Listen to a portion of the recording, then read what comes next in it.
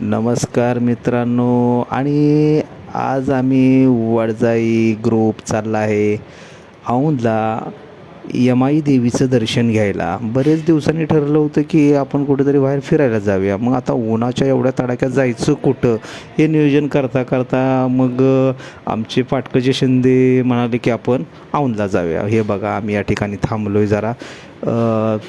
जितू म्हणला की आपण रस पिऊया, तो नाही म्हणतोय पण पिव्या म्हणला आहे.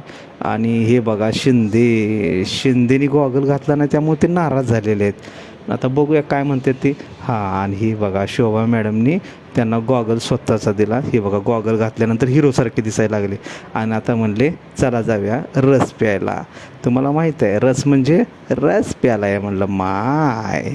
हे बघा घोंगरांचा आवाज, घोंगराचा आवाजानंतर या ठिकाणी आम्ही रस मागवला. पण शिंदेंच्या डोक्यात होतं की आपण गॉगल घेतल्याशिवाय इथनं जायचंच नाही.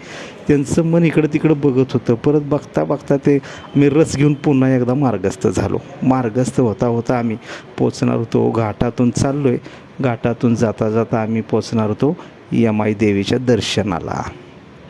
आणि आजूबाजूला तुम्ही बघतच आहात, गाड्याही कुठं आजूबाजूला दिसत नाही आहे जास्त करून, कारण उन्हाचा धगच एवढी आहे की नको नकोस असं झालं होतं. पण शिंदेंची गाडी नवीन आणि त्याच्यामध्ये ए सी लागला त्यामुळं फिरायला मजाच आली होती. हे बघा बघता बघता आम्ही पठारावर पोचलो. आणि पोचल्यानंतर आम्ही सर्वजण गाडीतनं उतरलो. आणि आम्हाला ज्या यमाई देवीचं दर्शन घ्यायचं आहे या ठिकाणी आम्ही एक एक एक एक पोचलो होतो. बरेच दिवस झाला ऐकून होतो की यमाई देवीचं दर्शन घेतल्यानंतर चांगलं असतं आहे आणि कुठंतरी नियोजन उन्हाळ्याच्या दिवशी एखादे दिवस करूया म्हणून आम्ही एकत्र 4-5 जण येऊन नियोजन केलं. हे बघा शिंदेनी गॉगल घेतल्याला ते दाखवतात. हां, चांगलं वाटतंय ना, बरं आहे. आणि हे बघा राजवाडासारखा मंदिर आहे. आणि आम्ही आता चाललो आहे थेट यमाई देवीचं दर्शन घ्यायला.